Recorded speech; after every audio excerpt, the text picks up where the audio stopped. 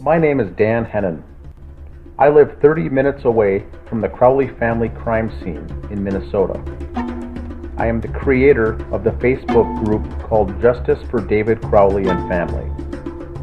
I created this group on January 19, 2015, a day I'll never forget. Almost 5 years later, we have roughly 2,800 members. And my closest ally in the search for the truth is Greg Fernandez Jr. Although Greg lives in California, and like me, has no connection to this case, he has been drawn to the bizarre nature of this case. On a personal trip to California in 2016 to conduct interviews relating to the Philip Marshall family murder case in Calaveras County, I was able to meet Greg personally, as we are researchers in that case as well. I was struck by the similarities of these two horrible cases. As Greg and I are both Christians, I'm grateful that our paths crossed. We conduct faith-based research on several unsolved crimes. I consider Greg a brother and feel honored that he asked me to write the foreword to this book. As an accountant by trade, my focus is on banking transactions and anomalies that come into play relating to means, motive, and opportunity of a crime. Who benefits? Why was the crime committed? My attention to detail is something I take pride in. I'm continually amazed with Greg's tenacity to dig deeper and find the real deep details. He asks the hard questions and is persistent. Greg's attention to detail is something he's been blessed with, and is a very important skill that makes this book stand out, in my opinion. The chapters Suspicious Activity, Chapter 9, and 21 Questions for Detective Gummert, Chapter 11, are very interesting. The chapter Suspicious Activity is extremely significant, and to this day is the number one area where the law enforcement investigation fell short. The lack of follow-up on essential details was stunning. The fact that friends were in the Crowley home prior to the professional cleaning being completed is nothing short of astounding. Once the investigation ended, Greg summarized the remaining questions regarding the case that weren't answered in the police report. Greg's relationship with the lead investigator, Detective James Gummert, allowed these questions to be forwarded to the Apple Valley Police Department to be answered personally by Mr. Gummert. He took the time to answer the 21 questions, and that was appreciated by both of us. Regardless if we agree or disagree with the findings/conclusion, we were able to have a cordial, respectful dialogue with the AVPD. The Gray Stage book is a well-written, extremely well-researched book that doesn't answer the questions, but instead forces the reader to use critical thinking and challenges the reader to jump into this case with both feet. This book is more of a research tool and guide for those following the case, and leaves the conclusion up to the reader as to what may or may not have happened in the Crowley home in Apple Valley, Minnesota. Greg's straightforward approach and writing style make this a quick read, and one that could be accessed again and again during the reader's research. This is not a whodunit mystery book, but instead, it meticulously details the errors, missteps, and peculiar actions by family, friends, neighbors, law enforcement agencies, and various media outlets. Greg is careful not to point fingers. It accurately provides evidence why certain concerns are valid in a polite, respectful way. Greg has written many articles about this case, but he makes sure not to make this book a compilation of those articles. After poring over lab reports, ballistic reports, DNA analysis, and investigators' handwritten notes, Greg can pull tiny nuggets of useful information into the broader picture. Greg has appeared in numerous internet podcasts and radio shows relating to this case, and he and I are both interviewed and appear in the Netflix documentary A Gray State, produced by Eric Nelson. This book is a one-stop shop for all questions surrounding the case. The reason this case stands out is simple. It isn't a case that took place in the past, but a case that took place in real time on social media that evolved during and after the actual investigation was completed. This group uncovered Facebook posts on David Crowley's personal page that were hidden or removed after the bodies were found. We've tracked the dishonesty that family and friends were caught in the aftermath of this, and have exposed inconsistencies in witness statements provided to police. Our ongoing investigation continues to this day that involves dozens of talented citizen investigators on various media platforms that could lead one day to the actual solving of this crime. Much has been done to get this story into the hands and minds of the general public, but to date, there hasn't been traction on a case that we feel is exceedingly important. Getting a book like this published is crucial to raising the awareness of this case. Greg wants the readers to share this material and the book itself with others.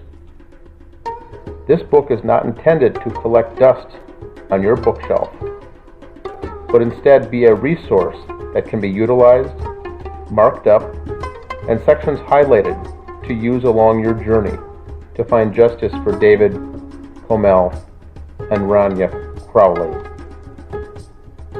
The index to this book alone is 10 pages and provides the sources for each piece of information provided in the book. The title, The Gray Stage, is a well thought out name for this book. The evidence overwhelmingly shows that multiple rooms in the Crowley house were staged following this triple homicide. The living room, office, bedroom, and bathroom show that pre-planning and care was taken to confuse and throw off detectives in this case. Crime scene staging is a physical manifestation of a person's imagination for how things should appear when trying to turn a murder case into a legitimate death scene, says criminologist and death investigation consultant Laura G. Tetler, who is also vice president of the American Investigative Society of Cold Cases. Although it is not clear who committed the crimes in that home, we do know that the scene was in fact overstaged. A mistake often made by amateur criminals, and this should have been picked up by seasoned investigators. Examples include leaving the marijuana on the bedroom dresser, leaving the Quran opened up on the living room floor, writing the Islamic words in English on the wall in blood, leaving an alleged suicide note typed on a computer with no signature, playing a 53-song playlist, playing on David's laptop in a loop in the background, using hollow point bullets for a suicide, removing the dog dish water and water bowls from the home, leaving the rear slider to the patio unlocked and slightly ajar in winter, and finally, taking body parts from the scene, resulting in some to believe that the dog ate them, was all far too much for one to consider plausible. I personally believe the ugly truth will come out one day regarding what really happened to this family. And this book is a big step in that direction. I thank you for reading The Gray Stage and urge each one of you to get this book into the hands of at least one other person. Dan Hennon, October 2019. Hello and welcome. This is The Gray Stage new book written by Greg Fernandez Jr. It's a book, first of its kind, on the Crowley case in Minnesota. Today we're joined on the podcast by Stephanie, Sophia, Greg, and myself, Dan Hennon.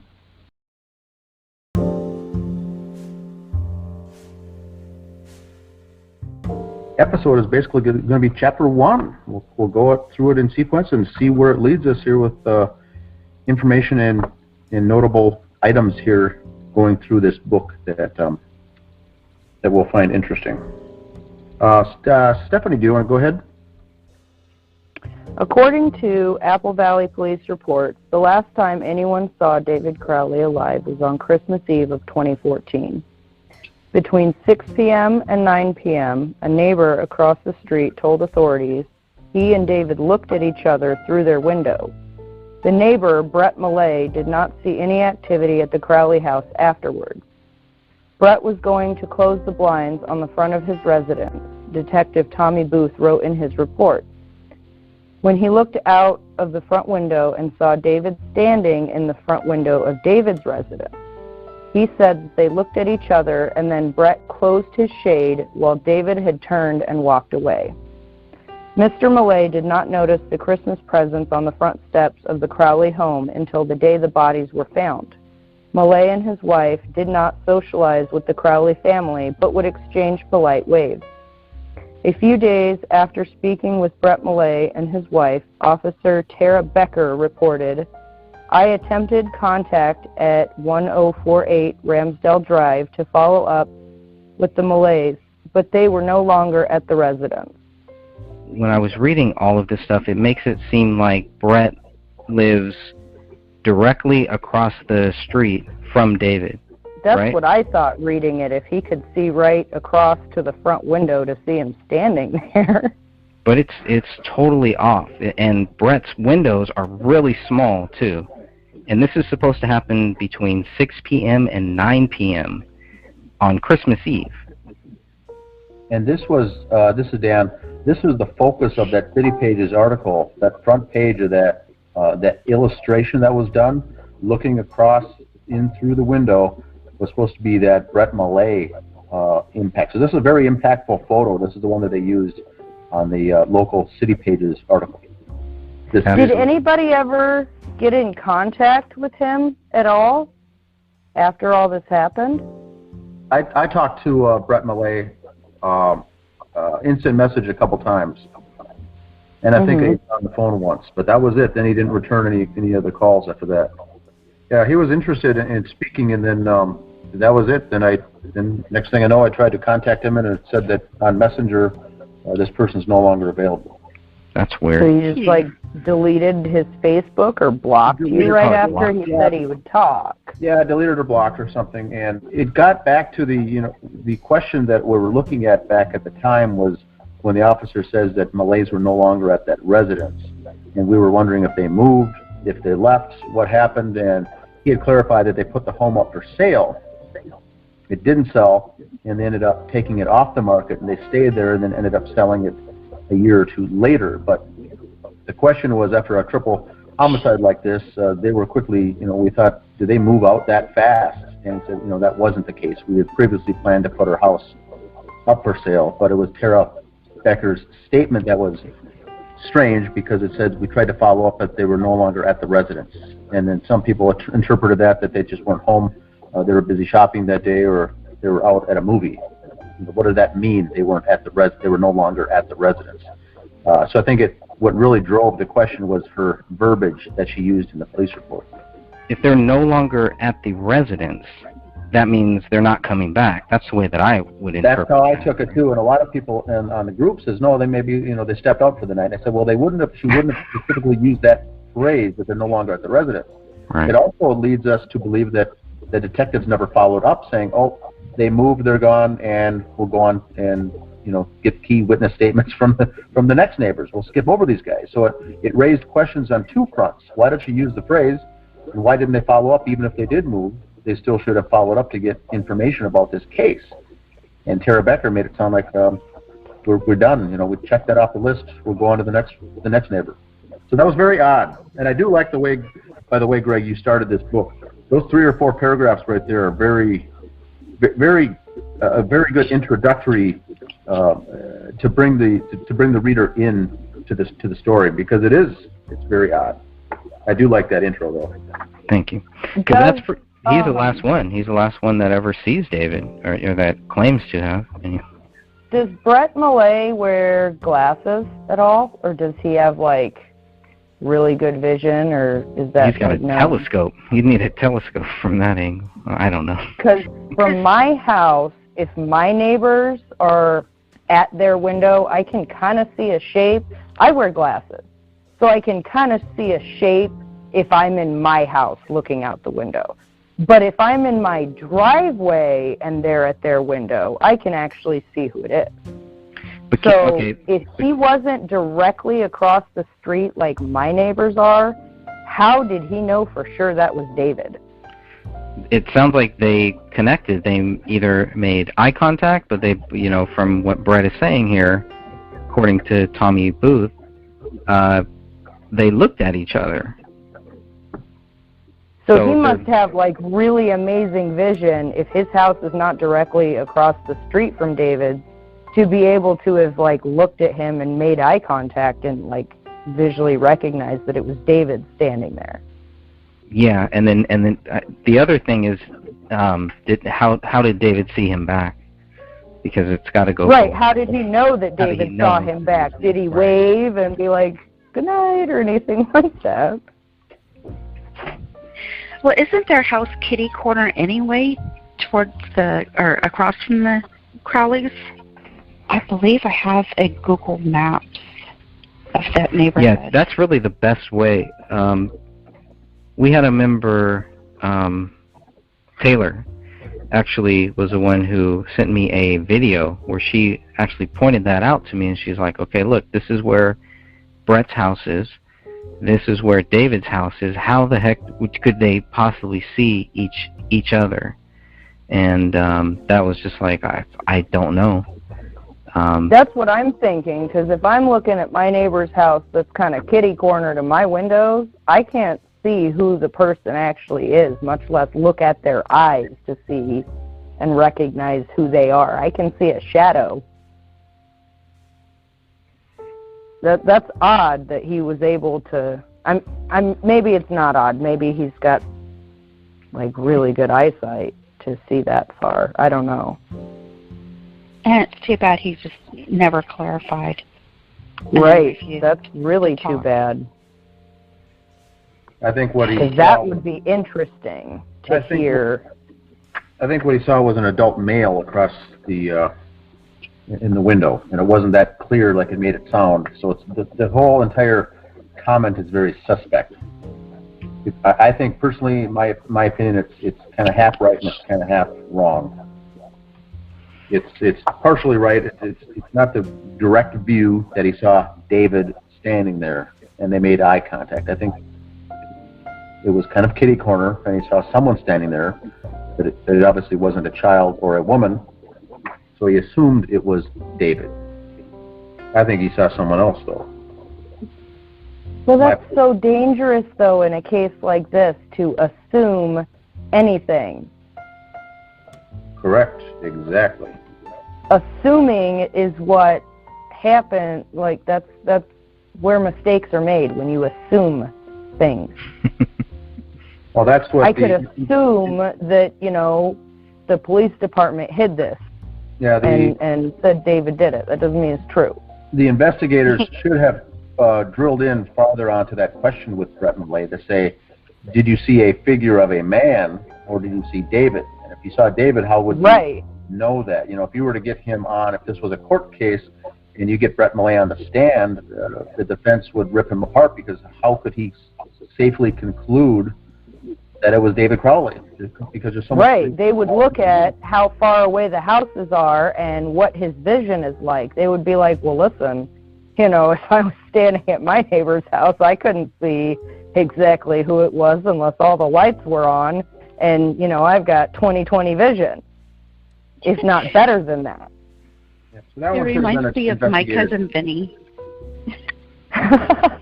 That part in My Cousin Vinny where the neighbor is supposedly looking out her window while making grits or something like that, and could see the getaway vehicle, but then it turned out that they were basically blind and making the story up. I'm sorry. It just reminds me There's of that. hundreds of neighbors around like serious crimes that, you know, they'll call and report that they saw something just to get some kind of attention. You know, it doesn't mean that they actually saw that, which is why the police are supposed to do follow-up to make sure that what is being said is the truth. That's their job. That's what I think of when I picture what an investigation is, right? Mm-hmm. You know, so how come there's like this? This is where one of the dots stops. It doesn't connect to anything else because they didn't follow up with him.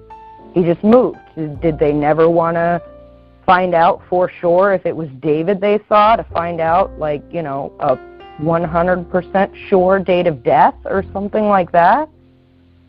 That would make sense because, I mean, why would Tara Becker even follow up? What was she attempting to make contact? What was the reason she wanted to make contact with Brett? Right. There was a reason, and then because they're no longer there, so maybe the reason wasn't that important to where she felt she didn't need to follow up. But there was a reason why Tara Becker wanted to talk with Brett, and I think it really is what Dan's talking about. They wanted to probably see, how does this guy know that who he said was David? Did he see David like this? Did him and David make eye contact like this other times? Would he know because he's seen David walk through his house so many times that, okay, it had to be David, I can tell David's walk, or something like that. I don't know. But that's what kind of made this really stand out to me. Because, like, you can look at a blind person and make eye contact, but that doesn't mean they're seeing you. You're seeing them, but that doesn't mean they're seeing you. Right. The other You can see somebody you recognize in a passing car, but that doesn't mean they saw you. If you look at them and see their eyes, ask them about it later. It's very possible that they didn't see you, even though you saw them see you.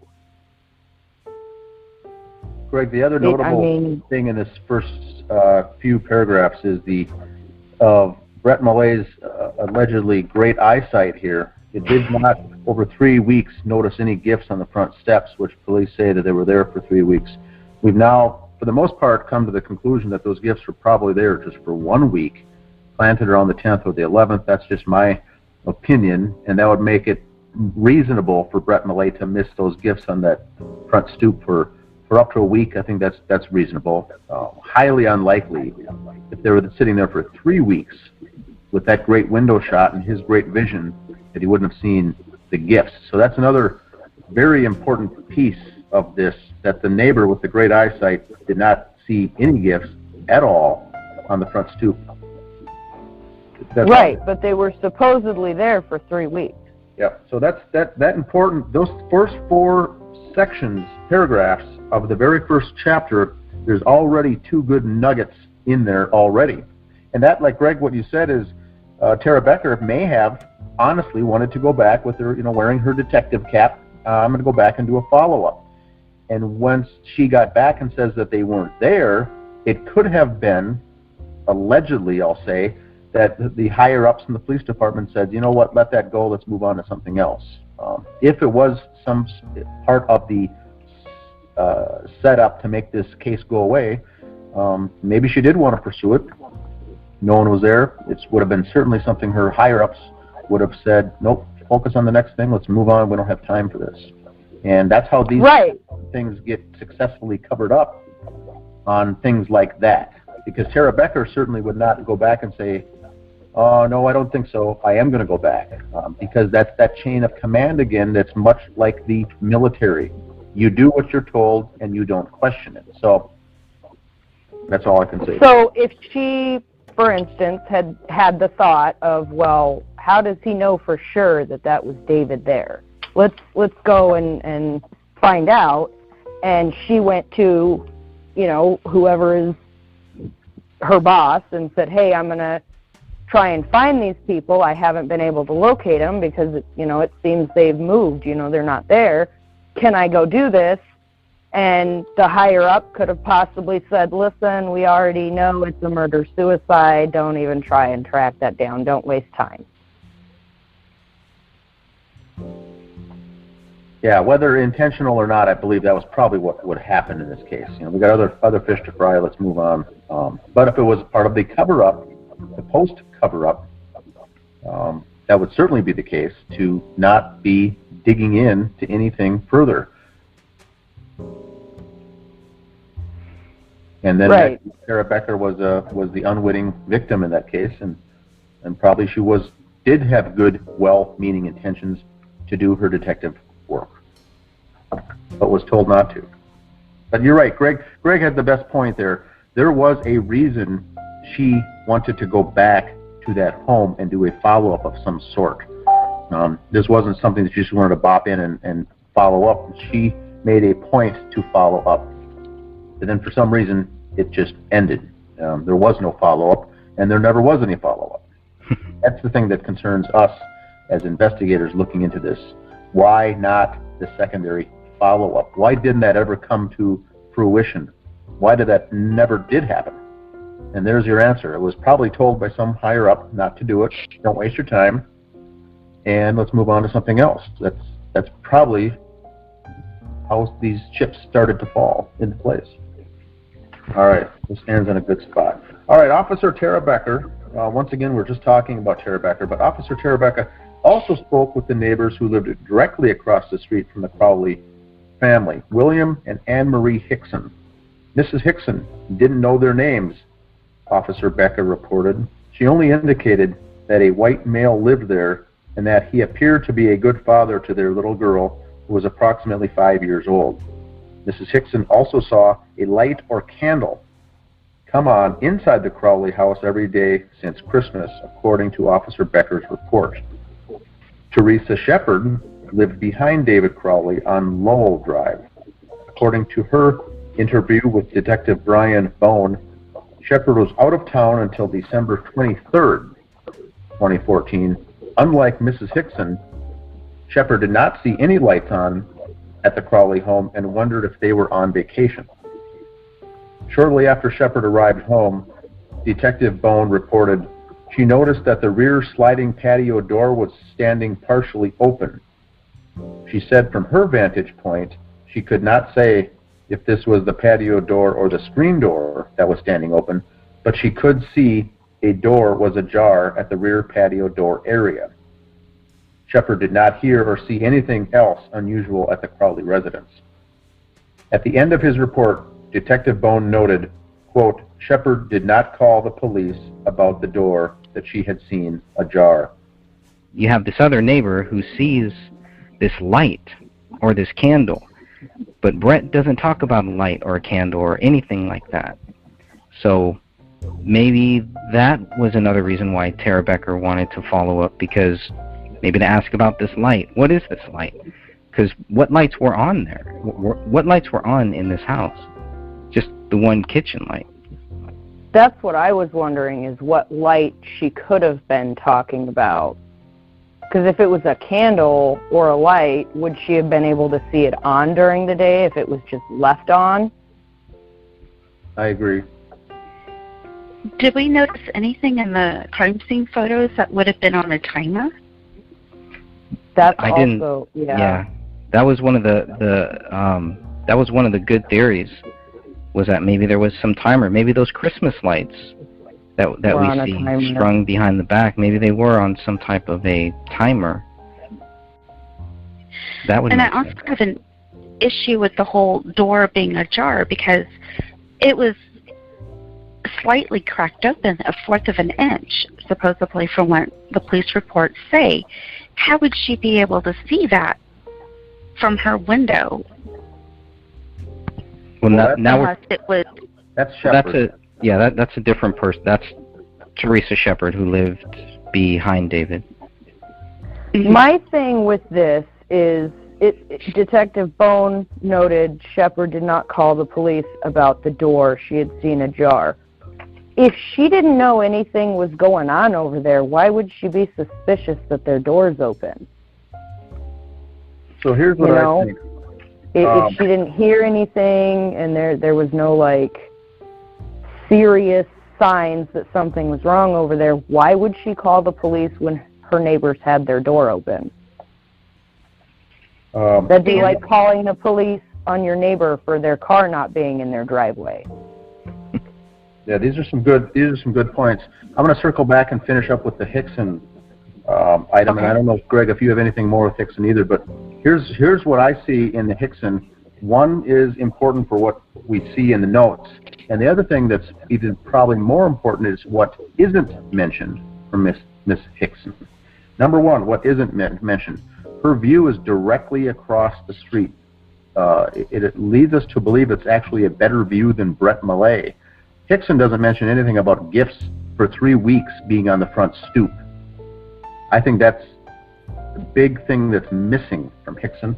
And then the other thing she says is that light or the candle, and I agree with Stephanie, it could have been something that's on all day long. She just wouldn't have seen it during the day because the sun is out. And she would have seen it, of course, every night when the sun goes down. That could be easily explained away as something on a timer as well. So I don't know what that relates to. Hickson's account really doesn't give us anything. Now the Shepard, if we can move on to the Shepard, the house behind, I think this is where we get some good information. We get the first instance of a sliding door that's ajar on the patio. Now when we know that the officers first appeared on the scene, the back rear slider was slightly ajar. We're talking a quarter of an inch, something very, very small. Shepard's account says that the door, whether it was the glass patio door or the screen door, one of those or both of those was open from her house, which means it was a lot larger than a quarter of an inch. She wouldn't have taken note of something being just open a quarter inch. I'm thinking this was 6-7 inches open or something, would have been noticeable from the neighbor's house. That's pretty... Right. It would have had to be open at least enough for somebody to fit through it or an animal to fit through it for her to be able to see it from her house. Yep, and she didn't notice anything unusual, and she didn't call, so, and that would make sense. I don't think I would call if I saw a neighbor's door open a few inches or something either, so... But right, like if it was a couple days open, she probably would have thought it was weird. Yes. But if it was just open one day and then closed the next, she wouldn't have thought it was weird, which is why she wouldn't have called the police. Yeah, they hadn't been there. And she had been on vacation, out of town, she got back, and then saw it open. So the question is, if this was the 23rd, out of town until the 23rd, and then shortly after she arrived home, that door was open at one point. So then the question is, was it when the Crowleys were still alive, or was it after that someone was opening and closing that door? So the timing here hurts us because we can't narrow down. But I do think it's safe to conclude that it wasn't open just a quarter of an inch, enough for her to notice that it was open, which means, and this is January, or this is December once again, winter in Minnesota, regardless if it's December or January, your patio doors are not open at all. I yell at everybody who leaves the door open in my house. That's heat getting out. So I don't know why anybody, even if it's not like down below freezing, if it is still like a spring warm day in January, I'm still not leaving my doors open. They had a dog. I have cats. So, I mean, not only that, but again, that's heat leaving the house. So, I mean, you might leave it open for a couple of seconds, but then you're going to close it. If somebody was going in and out of there, they would have closed it, not closed it all the way. And wasn't it broken or something, like the latch on it? It's not in police reports. I think that would have been mentioned if it was. It's only been mentioned by the friends saying that it was broken, and everybody who knew David and Kamel knew that the back door was broken. I think that's quite interesting that it's not mentioned that it's broken in the police reports, but all of the friends say it was common knowledge. Yeah. If it was broken, that would have that would have forced them to look at signs of somebody breaking into the house, right? Forced entry. And they make very, very sure to put in here that there are no signs of forced entry. They made it a very big point. Yeah. They didn't, beat around the bush about that. We didn't see this, broken. This didn't seem messed up. No, they make it a very solid point. No forced entry was observed. So if they can do that, entry. Right. So the door was open. So why would you need to have any forced entry? You're not going to need to bust open the front door if the back slider doesn't lock, and you know that. I had a sliding door several years ago, and I put a bar because the lock it didn't always catch. It didn't always go down. It was old. So I would put like a curtain rod in there, like in the track of it. So even if, you pulled the door, it would only open like a quarter of an inch. Well, so, David built his own bathroom. He built a lot of stuff. Are you telling me he didn't know how to fix a broken rear slider? I'm just not buying that either. That's especially a good point too. With the child in the house and it's winter.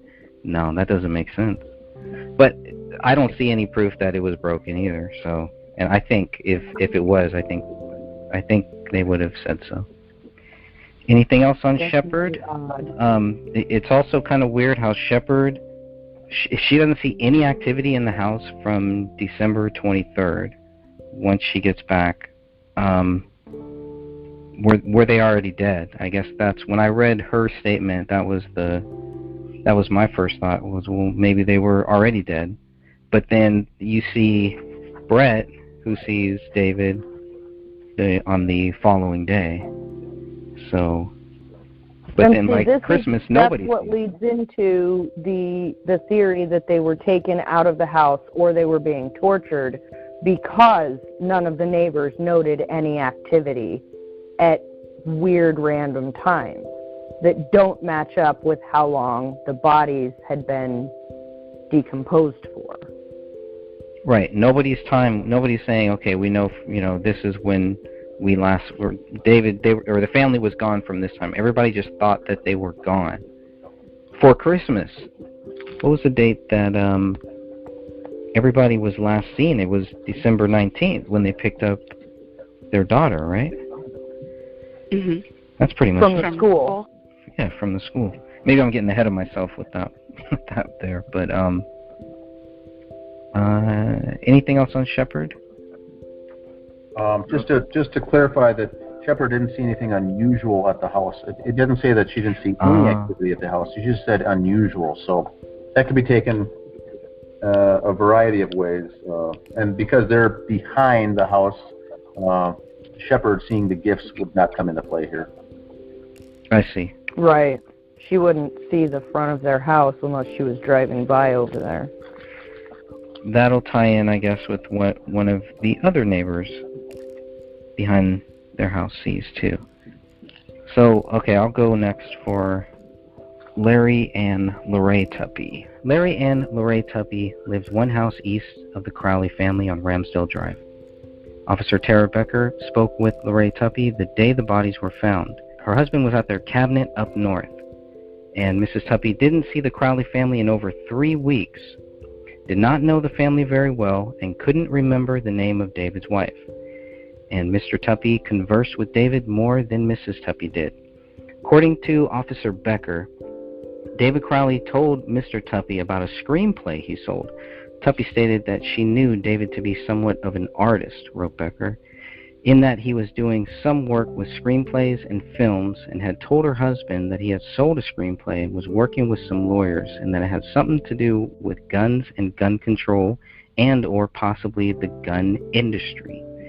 Directly behind David's house on Lowell Drive lived a father and daughter.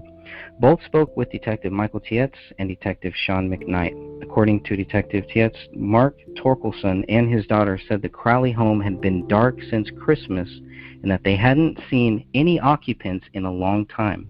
The daughter said her room was on the back of the house and that lights on the back of the neighbor's house would shine into her room if they were on. This female stated she hadn't seen anyone at the Crowley residence since the weekend before Christmas school break, which started 12/19/14. Also, the daughter told the detective she never heard David and Kamel fight. At some point, the female was going to babysit for Rania, but thought David was against the idea. Did anybody ever find out why she thought David was against the idea? Was that followed up on? No. No. Never followed up on.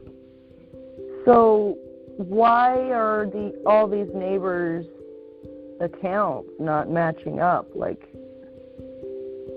they say the lights were off, and the other neighbor said she saw either a light or a candle. This daughter says that she would see any activity if there was any activity in that house, if there were any lights on.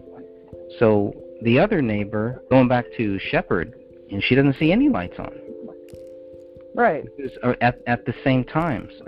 So you have some people seeing lights on, other people not seeing lights on. And it can drive me crazy sometimes thinking about that. When was the last time these people saw them? Go ahead, Sophia.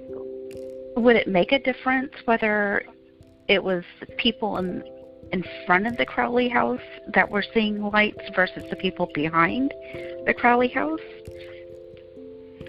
Well, I think that the people who lived in front of the Crowley house should have the same story, and the people that lived in the back of the house should have the same story, in which the facts should meet up on whether or not the lights were on. Shepherd didn't see any lights. Neither did the other neighbors behind. They didn't see any lights. So it was only one person who saw lights, and they were at the front. People in the back aren't seeing lights. People in front are. Mhm. Got it. I wonder if it could have been a flashlight. That's just on? I don't know. It's just weird. Unless there was something that had been on a timer. If you go with the theory that they were out of that house,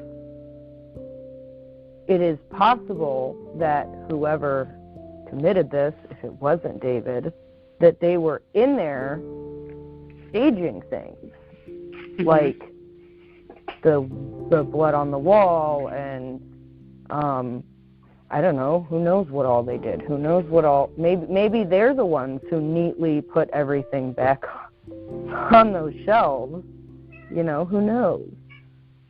But this is a small town, and if you're going to put a body back, to move a body back into that house and then to stage, they would still have to stage a lot of different things.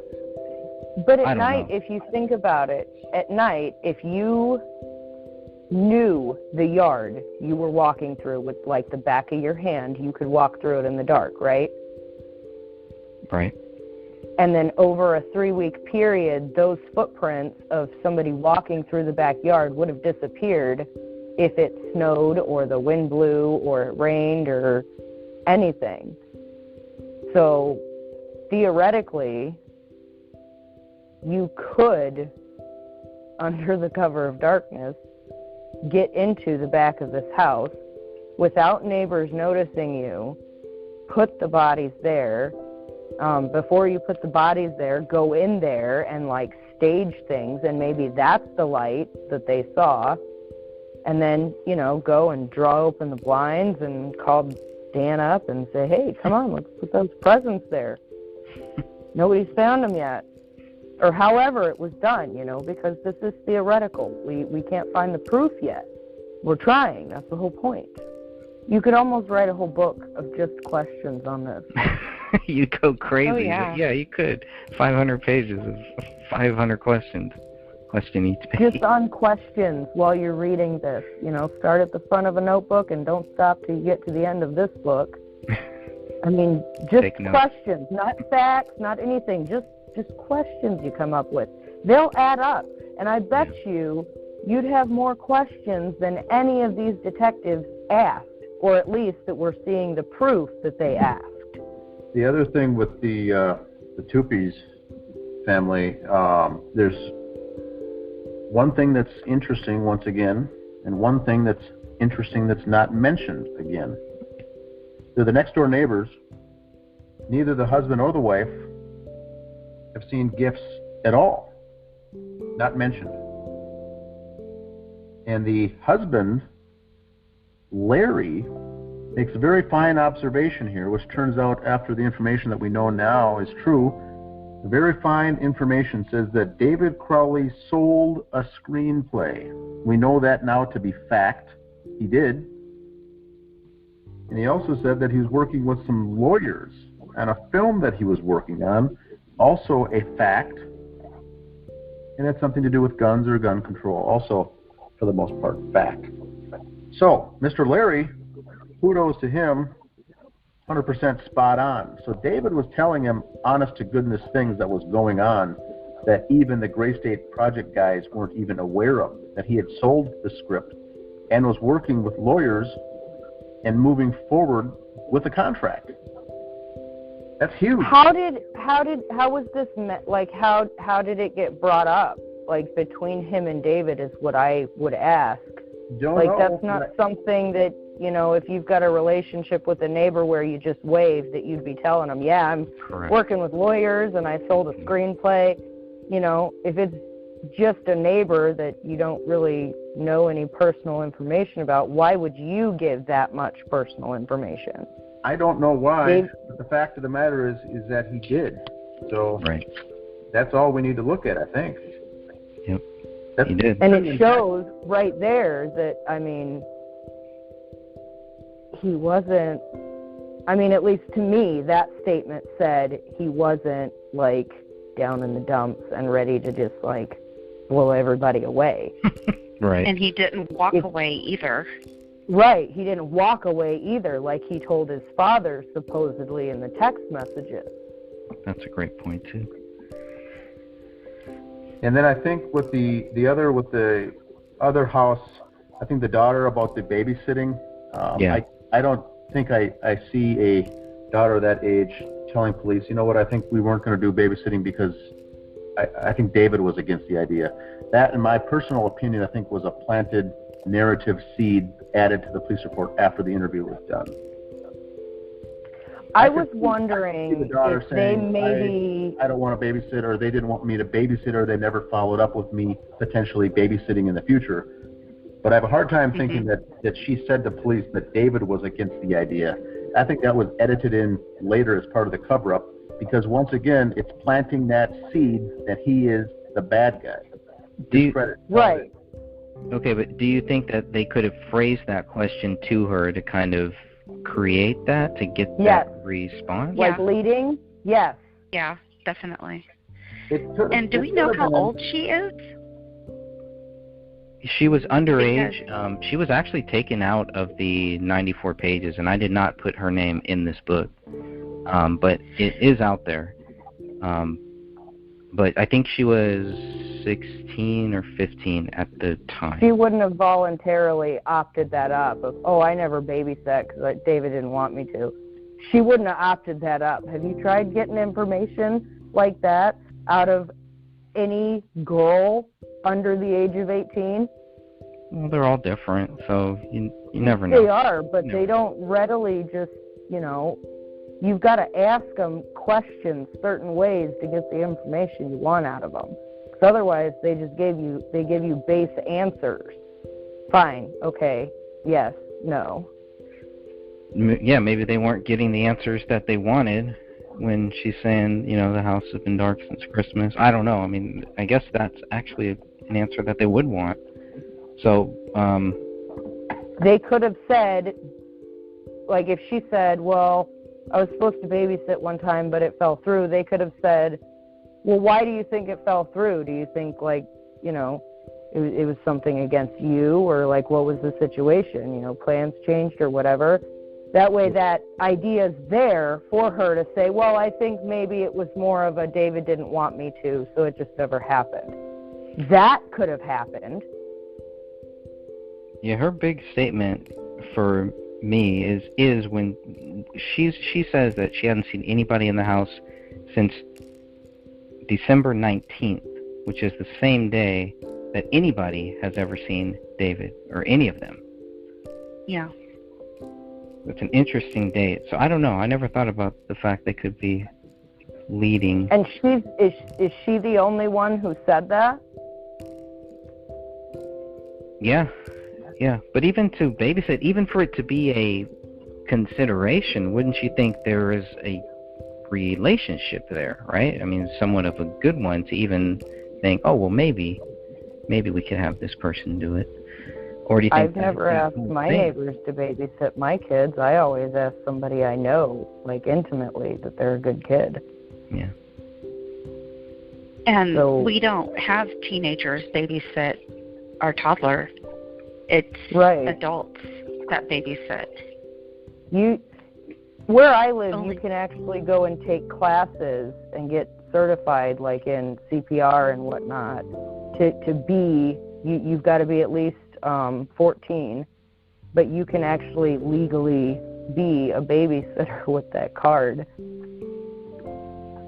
But I can tell you right now, we won't allow anybody under the age of 18 to watch our 3-year-old. Oh, I don't blame you there. Yeah. I'm very leery about leaving anybody with my kids because they're monsters. But how about a 5-year-old? Not a 5-year-old? No, not even a 5-year-old. No. I wouldn't. My 5-year-old, I would not leave with my next door neighbor's kid. I wouldn't do it if I didn't know them intimately, if we hadn't like been around them to see that they're a good influence to be around a 5-year-old. Well, let's mean- see. Unless you have anything else on this I've got point. one last comment, Greg. The comment, and the ladies can maybe help me out on this one. The babysitter girl, this is the young girl now, said that she doesn't remember Mhm. seeing anyone at the Crowley house since, quote, the weekend before Christmas school break. She was interviewed here probably January 19th, I'm guessing, 18th. Hasn't seen him since December 19th. That's a month. I think if you Right. were a teenage girl, when's the last time you saw someone at the neighbor's house? I think the answer would be, I haven't seen someone over there in a week or two. Heck, maybe it was 3 weeks. But to say, since the weekend before Christmas break, that seems to be either something that Quite was planted, specific. once again, just to plant that Mhm. seed, that I don't see a teenage girl saying, since the weekend before Christmas break, the 19th of December. That's something that happened a month ago, and a teenage, they probably, they're not thinking too much, probably forgot what they did the week before at that age. Boys and girls. Unless something specifically like important to that girl happened around the time that she last noticed anything at the Crowley residence, And that I do not believe that in a month's time she would be able to recall, and that's just based on her age. I don't know her. I don't know if she's like an exceptionally smart kid who's got a photographic memory. We don't know. But for her to be that young, if she had imprinted in her mind that the week before Christmas school break, she had to have had something significant happen within the few minutes of time that she had seen whatever activity at the Crowley house to remember that date specifically. Yeah, and that would also be in the police Yeah. report. My cat died that day. That was why I remembered it. There's an accident. Right, that should have been in there. you know, Well, something, couldn't and it- nothing else was in there. So it seems to me that it's just inserted in there for God knows why, what reason. But I just saw that. That struck me as odd. That's all. Yeah, I agree on that one. Me too. Yeah. That's, To be yeah, that specific. I kind of think because it's Christmas school break, that's a big deal, right? I mean, you would kind of know. Not That's kind of like a really. marker. You're like, hey, I'm out for 2 weeks now. Of course, that's not one of the really. dates I would remember. No, I always look forward No. to it. It was always a Friday. Well, This was a Friday. I agree. She would look forward to it. The teenage daughter would. Yeah. But would that tie directly into when she last saw some activity in the neighbor's home in the backyard? Oh, I see. Right. I'm just saying from that it doesn't correlate. You know, what's the correlation there? If somebody was to ask you, Greg, where were you April 7th, 1997? Right. Would you but- remember? No. Like right off the top of your No. Nobody But that would. part- They'd have but to that part sit and here- think about it. Correct. So but that think part, about a month ago. right. But A this, month but ago this from date, today. Okay, but first of all, this date that was added, I think you guys are right. I think some of this is kind of creative Like it was writing. put in there to Creative kind of writing, yeah. build up. Yeah, because I think they put in this date, and they put in the date wrong. They put 12/19/15. I'm the one who, in this book, put the correct date, so they didn't get it right. They didn't have the year right. So, yeah, I don't know. That's all I'm saying. So they did that often throughout the reports, because you'll notice that on the search warrants too, that the date and year is wrong. I really was hoping we could just chalk that one up to the fact that it was a new year. But the more you look at how many times they got it wrong, you really have to wonder if it is in fact just a coincidence. I think the thing to consider, in going through this book that Greg wrote is the creative writing in all these lines here, because we do know to some extent the Apple Valley Police Department at some level was involved in this cover up. Was it right away though, or was it after? And so I think when Tara Becker and Detective Teets went door to door and started doing these witness interviews and talking, it probably started off very innocently enough, and they were asking honest questions. But when it came time to write the report, by this time we're starting to see potentially some of these creative phrases being fluffed up in the police report. And so that's what I'm talking about here. I don't know if they were having necessarily leading questions for this babysitter to get certain answers out, and that would be good, because that would be placing these detectives on the street here, the guys, the low-level guys, involved in the cover-up. And a lot of times with those types of things, they are not at that level. Only the higher-ups are involved in the cover-up. The lower-level workers are just the puppets doing what they're told. They don't need to be involved in the cover-up, because when they go to write the reports later, these can always be edited and changed to however they seem fit. So that's just my opinion once again, but we do know that they were involved somehow in the cover-up because of the files that we received, the pictures, the various things that are not correct, the photographs, and we'll get into all that later. But we do know that they were involved at some point. All right. That's Well, all not only that, but the moving and manipulating of the skull piece too, while right there, while at the crime scene, they're doing it. I think it was possible. Sorry. No, I just think that the cover-up started almost immediately.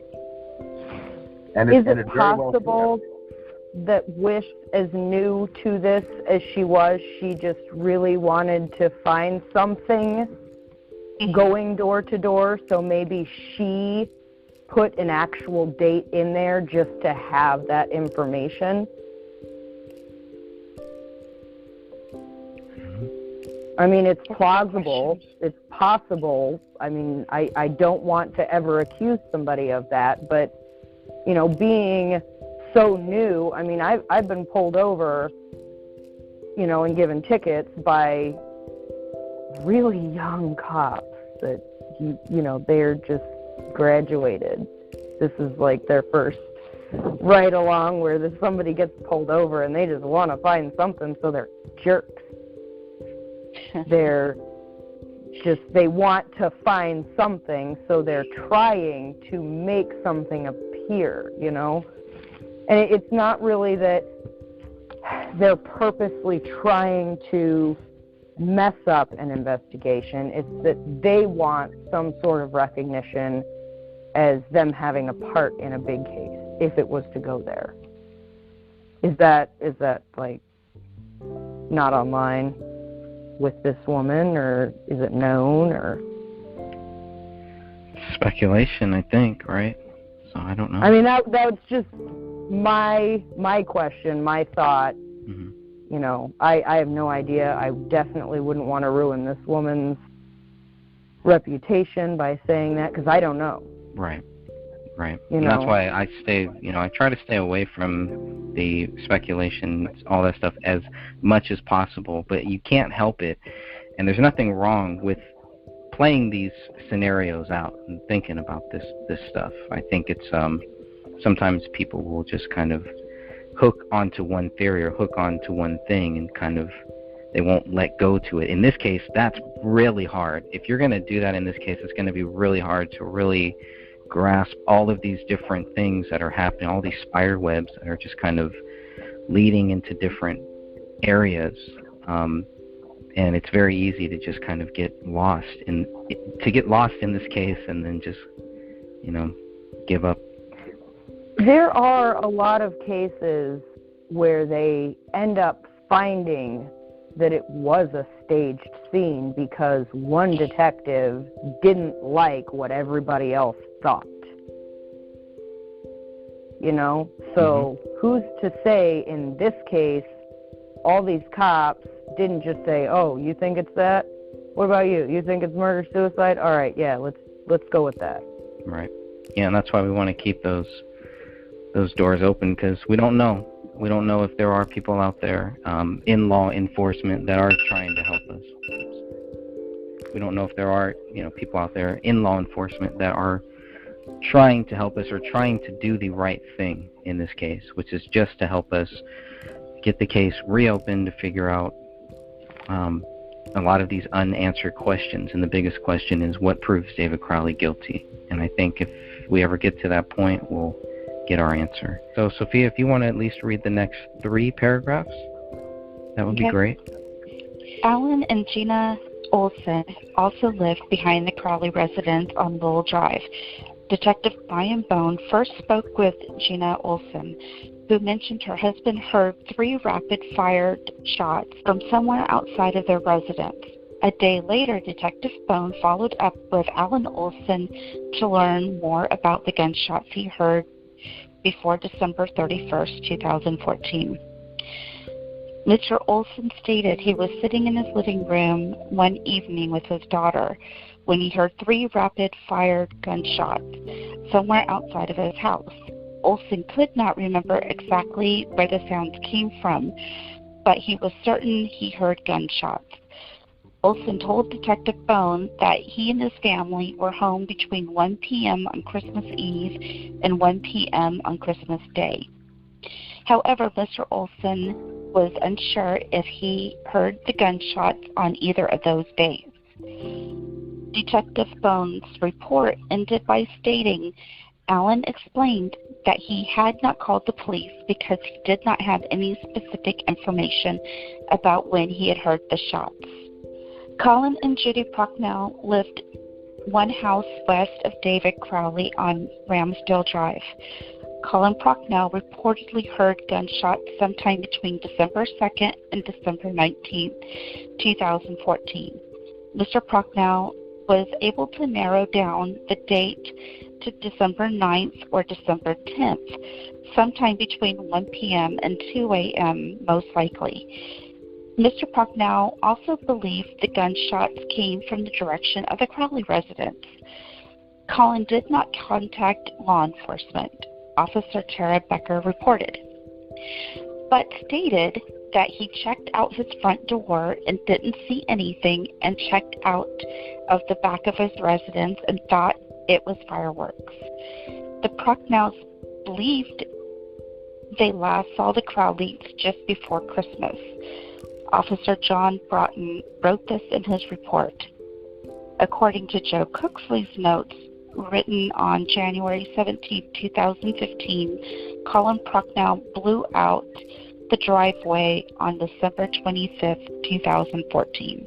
I can start this one off with the Olsons. This is Alan and Gina, lives behind the house. And I think the thing here to note is that this individual, Alan Olson, heard 3 rapid-fire shots, later says that they were gunshots.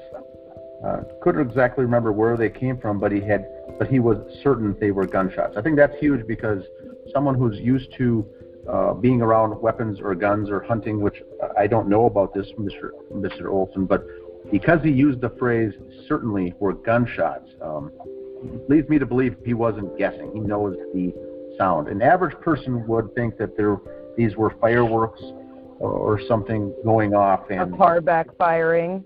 Yep. Mm-hmm. So he knew it, and they were rapid fire. So that is probably legit. Now he doesn't know the dates though, and it just says they're before December 31st. So that is, I think that's relevant. That's valid data, regardless, if it relates to the Crowley killings or not, we don't know, but that's something huge. Now, the fact that he didn't call police, I think in that case, he thought that if he would call police, they would say, where were the shots coming from? What, all these questions, and he thought, well, I don't know the answer to those, so I'm not going to call them. The difference with that is you would still potentially call police to report suspicious activity, gunshots going off, even if you can't locate what direction or any, answer any other questions to it. At least you could have something on record with police that gunshots were fired or heard in that neighborhood on that specific date. That would have been helpful if he would have called, even if he had no answers, just to get it on the record books that there was suspicious activity in the house. Now later, when the friends were over on January 19th, after the bodies were there, another neighbor did call and say, there's suspicious activity in that house. That person did not give any other specifics, just simply said, can you please respond to some suspicious activity. So the Alan Olson case here would have been very helpful if he did call to report gunshots. Obviously that's where they were. He also says that they were home between Christmas Day and Christmas Eve. I don't think that's got anything to do with anything, because these gunshots were heard toward the end of the year, later in the week, up by the 31st. So I don't know what that is, but I can vouch. I think that's legitimate. What he heard was legitimate because he said he was certain that they were indeed gunshots. Wasn't there 3 bullets that had Kamel's Yes. That's that were quite all found right interesting. there on the carpet. And But then we also have the bullet in the basement, Ronnie's bullet, another bullet laying on the carpet. It was a whole bullet with the casing. It was an unfired one. A bullet fragment. So, there was a lot more than just Correct. 3. And Correct, and the point with this for Olson is, even though he's got it correct, that this does lead to 2 separate shootings. If this does relate to any involvement with the Crowleys, we know that at least 5 shots were fired, and so shootings took place at 2 different times. That would lead us to suspect, which doesn't really jive with the official story of everyone being shot once in a simple double homicide murder, or double homicide suicide, with 3 nice Right, because shots who's fired. to say that the first neighbor that heard the 3 rapid fire shots, maybe he heard, the first set, and then the next neighbor later on heard the shots for, whoever, or the shot into the ceiling or the basement, or... Because you have 'Cause if 5 you- shots at least, right? Yeah, you'd have 2 Right. 2 separate incidences of shots fired, and that doesn't really jive. So I think this story, which is very important, I think it's kind of dies off in the police report because they don't they don't do anything more with it. But that's huge Correct. if there were two separate shootings. Now, we also know the bodies were not there for 3 weeks, probably because of the decomposition of the bodies. And if someone was shot earlier, for instance, Pomel, she would have a different rate of the decomposition if she was shot around that time. So it certainly could be the case. It certainly could mean nothing. But I think it's relevant because of the time. Right. And Colin's story doesn't line up with activity that has been on the bank account, Kamel's phone records, the school seeing David and Kamel picking up Ronnie on the 19th. So all of his story doesn't line up with the evidence that we actually have. So Well, I'm and the only thing I can say with the Colin Prochnow thing is he heard shots. It looks like he's trying to decipher when he heard the shots, but when you finish reading his story, all of it is irrelevant. yeah, I think it's between exactly. the 2nd and the 19th, and there was no shootings between the 2nd and the 19th that related to the Crowleys, so that's not pertinent at all. And then he's got it narrowed down to the 9th or the 10th, and he thinks it's between 1 a.m. and 2 a.m. That's got nothing also to do with anything. And he also did not contact law enforcement, so a lot of that is just fluff, 2 paragraphs that really means nothing. It has nothing of value, and he thought it was fireworks. Well, that's probably true. Now he goes on to Yeah, say sorry. Go ahead. If Colin didn't know like what a gunshot sounded like, he could have related it to fireworks. Correct. Most people would think that's what they actually think they are when they hear gunshots later, for instance, a mass shooting or something. They'll say, "I thought it was fireworks." So that's a normal response. Now he goes on to say that the last time he saw them was, quote, just before Christmas. So once again we get this 3-week narrative that the family was missing from all the neighbors all nicely lining up the last time we saw them. So I think that's goofy or strange. And then he goes on to say that he blew out the driveway on the 25th, which I think we can conclude that is not a factual statement. I was kind of bothered by that because my neighbors don't shovel for me. I've offered to shovel for my neighbors, and they give me dirty looks and tell me, "No, I got it, thanks," in like a really terse tone. So if he is the type of neighbor that does that, I mean, more power to him. If that's what he did, that's really nice. But I don't know a whole lot of people like that. Stephanie, Like are you in California? Where are you located? I am in Western New York. Okay. We've been having a lot of snow, and I mean, we have a plow that goes by on the streets and on the sidewalks, and everybody just pretty much does their own sidewalk and driveway. So there's a lot of folks following this case from other countries and also from the South here in the U.S. And we've had to go over this a couple times just to get the verbiage here as far as what it's like in winter in Minnesota. One is you use the phrase shoveling, and that is certainly something that we do here. That's something that happens with maybe less than an inch of snow, maybe an inch or 2 inches of snow, is shoveling the driveway, shoveling the sidewalk, those types of things. You don't get your snow blower or your snow thrower out unless there's 2 or 3 or 5 inches of snow from the night before. So, right. And if you're going to snow blow, if you have a snow you're never blower, going to get the shovel out. And if you're going to shovel, you're not going to get the snow thrower out. You're going to use one or the other.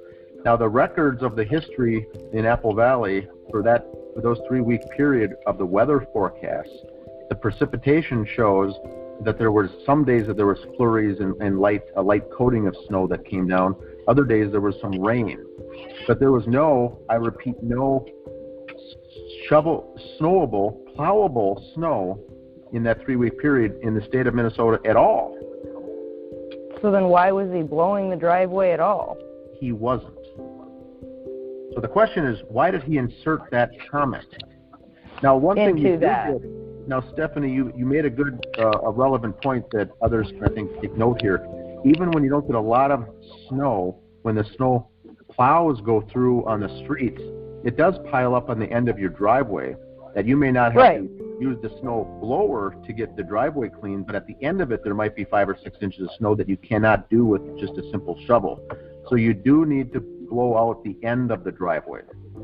Now, Colin Prochnow perhaps did that. If there was some substantial snow in Apple Valley, Minnesota, that would have meant just doing the end of the driveway, where the snow piles up. Sounds like, But if there wasn't any significant snowfall or, it rained, you said there was rain even during that time? there was rain, You wouldn't really... there was 8/100ths of an inch of rain and 3/100ths of an inch of snow, and one other time there was 1/100th of an inch of snow. So there was none of So those. why was he... resulted in There's a no plow way even he would going be by. blowing anything. Correct. The Is he plows blowing didn't- water around? So Colin Prochnow did not blow anyone's driveway out on any of those days. So the question is, why was that inserted into the police report? I think it's to make him look like a nice, concerning neighbor, and it's that whole good feel. So that a feels- connection, so that There's no his whole connection. side of it would have more validity to it. validity that they were the caring neighbors. They were watching the house. They were making sure they were Right. they were gone. Possibly. This is how we know they're very credible. They talked. He blew out their driveway for them. It's another way to insert credibility into Right. into the people. The same way Yeah. as the babysitter did discredit to David by saying, David and Comel didn't want me to babysit because I think David didn't want it to happen. It's how Right. it's crafted. The statement is crafted to make David Crowley look negative in all these lights and to make the caring, loving neighbors of the Prochnows look like credible, upstanding, elderly grandparents that are just doing the right thing. Well, and they're the first people to say that this was either a murder or a suicide, and that the dog ate these bodies. So But she's not They're suspicious. gonna need She's not credibility. suspicious like that. they're gonna, No, just us people Apparently are not. suspicious like that. Her words. People like us. How do you jump to murder suicide if you're not you well- can't say you're not a suspicious person, but your immediate Colin didn't suspect anything suspicious. He thought they were dummies. So Judy, who claims, she quoted herself, she said that on record, I am not a I am not a suspicious person. I don't immediately jump to murder. But the first thing she said was, I think there's been a murder or suicide. Weird. So that discounts her. How do we know that she's credible? So like Dan said, you add into certain statements little snippets here and there of, oh, they blew the driveway out. Nice, good, upstanding citizens. They must be credible because they had, this relationship with the Crowleys. So we should believe them for that reason. Don't ask questions past that, though. That's right. Yeah, and I think, Greg, on a future podcast that we do, we'll cover that 911 call extensively and the phrases used and the suggestions Judy Prochnow gives on that various 911 call. Because that's very interesting. Yeah, Oh, yeah. for sure. We'll definitely get there. Any final words here? I think we'll wrap this episode up. This is a great place for us to start, and we'll come back and do one about finding those bodies, which will include that 911 call.